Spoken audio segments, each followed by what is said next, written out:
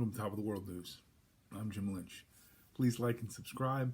Please follow me on all forms of social media, Facebook, LinkedIn, Twitter, Instagram. Take a look at my backstage profile. As I've expressed, the screenplay is done. So if that's something that is of interest to anyone, you can obviously view my profile there.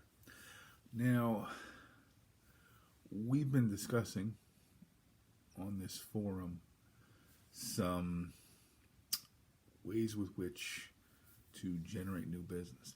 And this week I'm going to touch on 3 of them, which is going to require a bit of creativity on your guys' part, because as we've been talking about off and on in the 20 or so ways with which to generate new business, I've suggested a lot doing business and networking with people who are not necessarily in the same business as you, but work kind of on the fringes of what you do. And I use the example of the mortgage broker who, I suggested, working up a relationship with real estate agents and real estate attorneys, so you guys can trade leads back and forth. And there are other industries with which you can do that.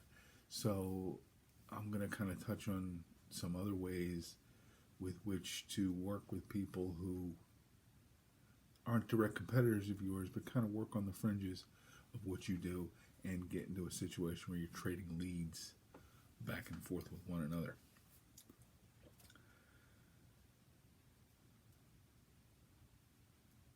The one I want to start with, and I can't stress this enough, is first things first, you need to develop a list of companies or industries with which,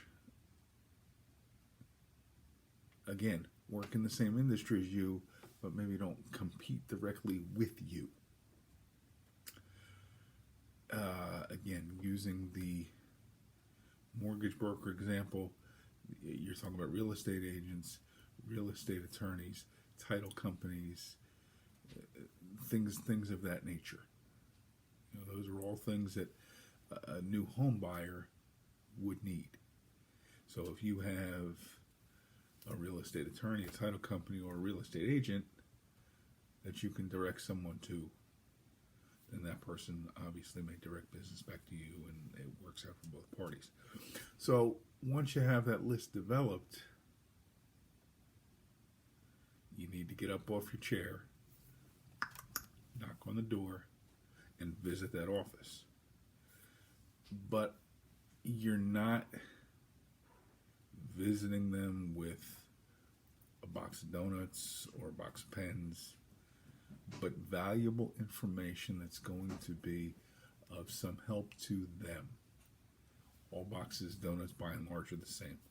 All pens are the same. But you need to separate yourself from the folks who are competing directly with you, because chances are that's not the only knock that they're getting. So you need to bring something to the table that they don't have. Something that will set you apart, will be easily remembered, and will be expert advice and information that they are seeking, even if they didn't think they were seeking it before they started their day that day. Okay. Second thing, reach out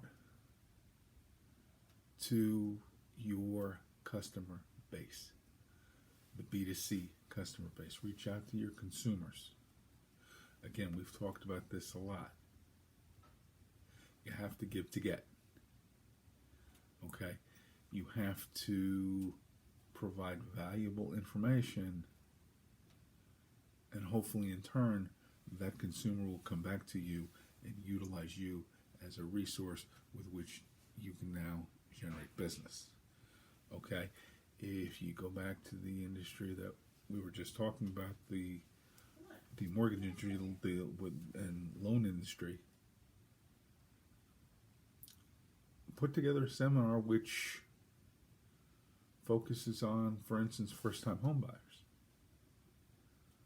Okay, there are folks who are renting a place to live, have a desire to purchase a new home, but maybe don't think that that is possible. We'll show them that under the right circumstances that would be possible, and they may be able to purchase a property for the same amount or roughly the same amount of what it is that they're paying now, and they would have something they would own as opposed to renting that property. Again, you can do that. You can either call them or email them, or send out a snail mail piece inviting them to the seminar, and then moving forward from there. Go down to any county clerk's office and you can get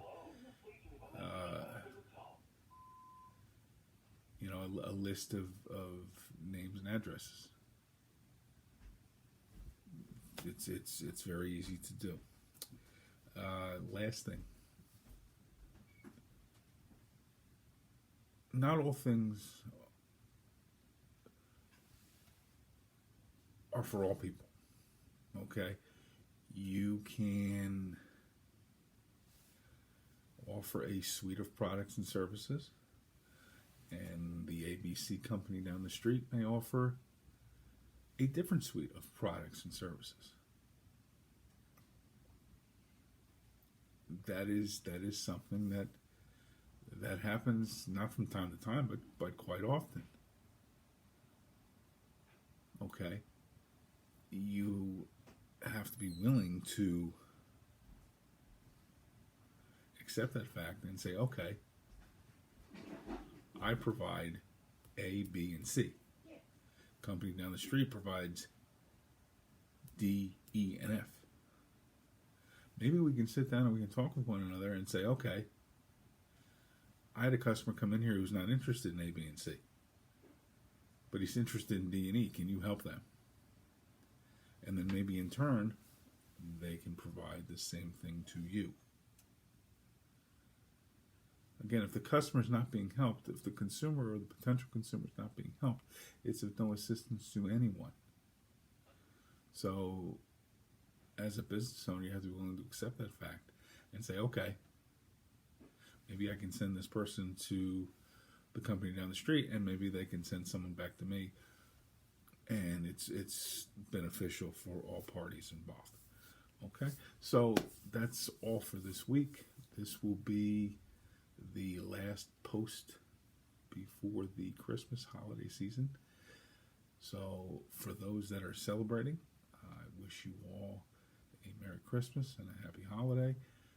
And if you're celebrating Kwanzaa, I wish you Happy Holidays, Happy Kwanzaa as well. If you just got done celebrating Hanukkah, I hope it was joyous for you. I know the holidays are not an easy time for a lot of people, because of for whatever reason. This year's holiday may not be an easy time for a lot of people because of the coronavirus. So, because of isolation, either because you're sick or because you have a fear of getting sick and are isolating in your own home with your immediate family, and then can't see the extended family. So that can be difficult for folks as well. So, again, stay safe. Health and happiness to all those who are watching, and again, be safe. And again, if you are having a tough time this holiday season, my prayers are with you, and we'll see you guys next week with a new edition of Top of the World News. And again, it's my hope that this tip puts you guys on top of the world as well. Have a great day.